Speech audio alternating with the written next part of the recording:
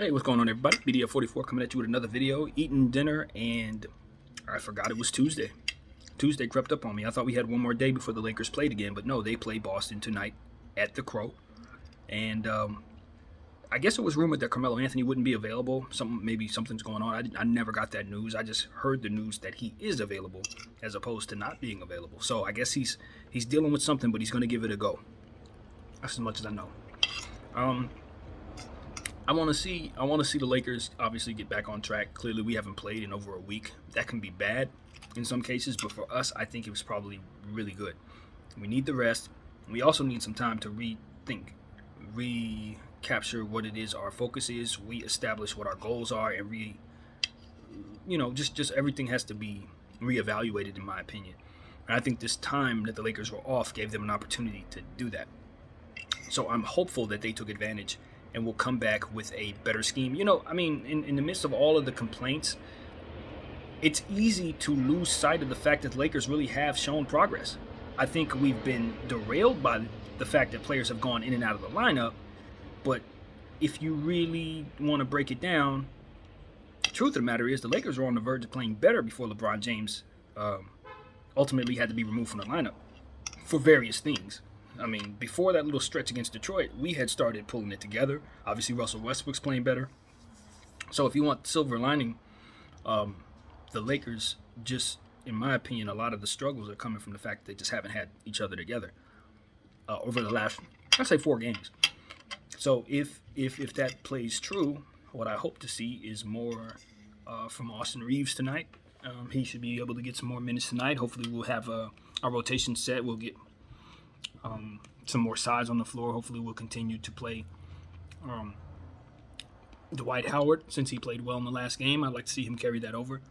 And who I really hope that this time was good for was THT, because he'd been struggling over the last couple of weeks and he needed time to pass. He needed something to happen that wasn't happening when he was last playing, and hopefully he was able to get, shake off the rust and get back to being himself, because he started off extremely productive and then completely fell off a cliff.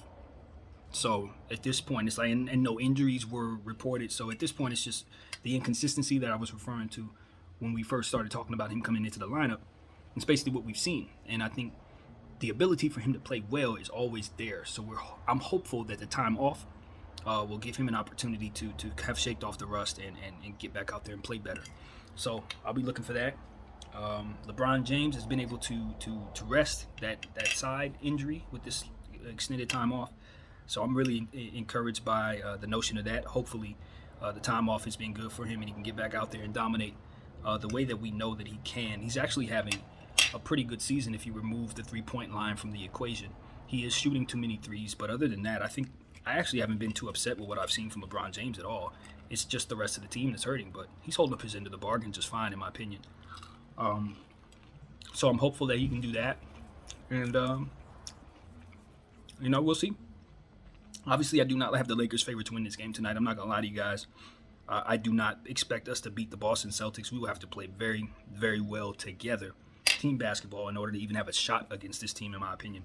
They have a lot of talented players who are going to attack us from different angles. I'm not sure what the status is of Jaylen Brown. He's been so frustrating to own fantasy basketball-wise, you guys. I swear to God. Like, he's just in and out of the lineup a lot, and it's getting to a point where you never know if he's going to be out there or not. But if he is out there, you best believe he's going to be an all-star caliber player that's not going to take it lightly on us. So I think a lot is going to determine how the Lakers approach this game. Obviously, we're bad defensively, so we're not expected to have a whole lot of success there. Hopefully, we can do some good things for ourselves on the boards. But they got a guy by the name of Time Lord, who I'm sure is going to get a lot of boards tonight. So Anthony Davis is somebody I'm paying attention to at all times. He's been called out several times on this channel. I'm looking for him to respond, maybe not to me necessarily, of course, but to all of the criticism that he's been receiving over the last 10 days. People have been calling him out and in a rightful way, in my opinion. So it's time for him to respond by being great and not rolling over. I know he's working against the grain with his health.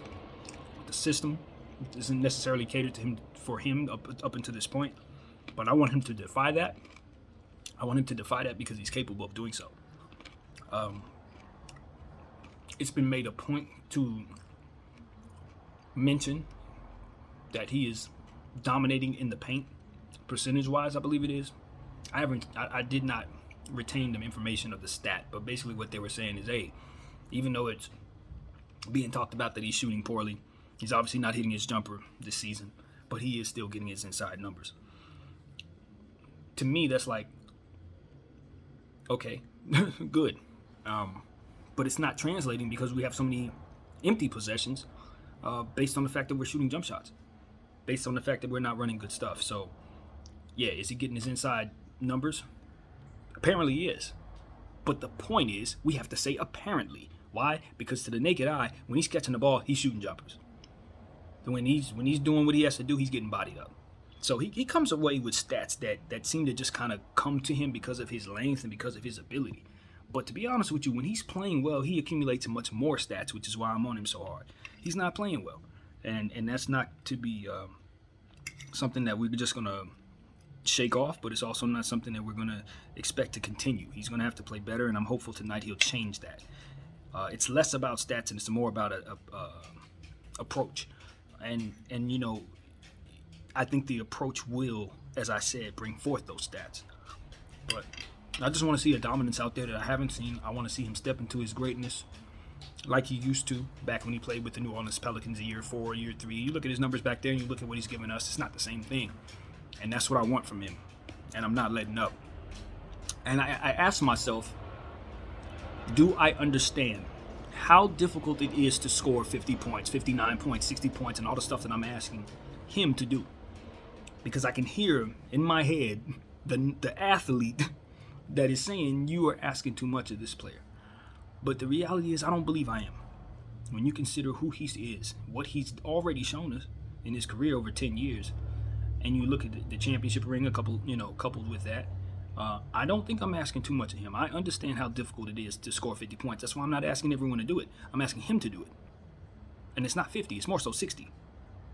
Because I think that he's that talented. It's not about whether or not it's easy to do. It's about, can the elite do the impossible? And the answer is yes. And the question is, can AD be elite? And the answer is of course. So the question is, does he believe himself to be elite? Is he healthy enough to play elite? And is it going to translate to the team winning basketball games? The answer should be all three. It should be yes, because he's out there.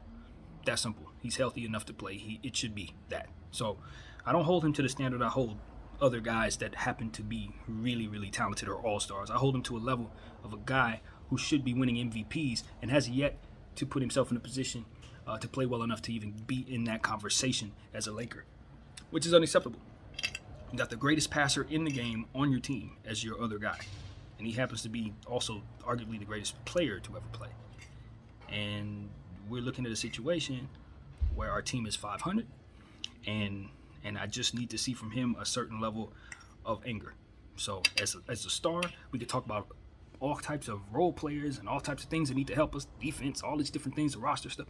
None of that is coming through that door right now. But who is walking through that door is Anthony Davis. We got him on a contract that's out of this world. He needs to start playing like it. So that's where I'm at with it. We're playing the Celtics tonight. Y'all understand how important that is to all Laker fans, but especially me. We talk about this a lot. But you got to put all that on hold because the team ain't up to par. We can talk about rah, beat the Celtics, rah, this. That ain't going to save us against a better team. You know, that whole Laker lore conversation only matters when both teams can approach the game and have an expected win. And right now, we just don't. We don't expect to win. So, you know, that's why I'm on AD's case so much, because it's on him to change that. If he's who he is, none of that is what it's supposed to be. None of that happens that way. We're winning all these games if he's who he's supposed to be. And that's that. So, Bron's older, Russell Westbrook's limited. You're none of that. Period. So, I'm looking for him to go off. Give me 30 tonight. You don't have to be crazy great. Give me 30 tonight. But at the end of the day, going forward, I want him to get stronger. And I just want him to take over this team like a 28-year-old superstar is supposed to do, no matter where he goes, no matter who he plays with, including LeBron James. So I'm not letting that up. And if he's not capable of giving us that, then we need to really think about where we're going with this dude. Like, seriously, we need to really think about it. You know, he's a hell of a unicorn, man, but he ain't the only $200 million player out there, and he need to remember that. We are still the damn Lakers. Anyway, that's what I got to say about that. You know, I don't want him to leave. Don't want him to turn around and say, okay, I'm going to Chicago then. Yeah, he can do that. But what I'm saying is, what's he taking with him if he were to leave us? Because he hasn't given us his best. You see what I'm saying? So it's like, it's gonna be a few Laker fans, particularly ones who haven't been, you know, as educated on the importance of certain things. They're gonna look at his body of work as a Laker and they're gonna say, let's trade him for Dame. I've already begun to hear that. You know, which is not logical to me, but if I were a casual, yeah, you're not playing up to par, bro. And that's it. So I say this, you know, Russell Westbrook's situation is different because I'm on board with trading him right away. So that's not even a conversation. It has nothing to do with his play. We've already talked about that. I just don't like us having 3 contracts, and if I have to choose one to let go of, obviously it would be his. But you know, it's on all 3 of them to make this work. I think Russell's doing his part with what he's capable of doing. I think LeBron's doing his part with what he's capable of doing. I don't think I need to say anything else about that. So, hey, everybody enjoy the game. Hopefully the Lakers can make a fool out of me, blow the Celtics out, and I'll sing different praises. But that's just not what I'm expecting. We are not that good of a team. They are a good team, but they have their struggles. I think there are certain aspects of their team that if they try too much of that, we could beat them. Like, for example, if Josh Richardson has a poor game and they continue to go to him, that's a bad thing. If Jason Tatum's shot isn't falling, maybe we can take advantage of that. But, you know, they got Marcus Smart on the floor. They got an active Dennis Schroeder who's going to be returning to this building with different energy on his mind. I expect him to go off of 25, 30 points tonight. You know, it's just roster to roster, we're outmatched. Simple as that. So if we're able to beat them, hooray. My name is DDF44. Thank y'all for watching.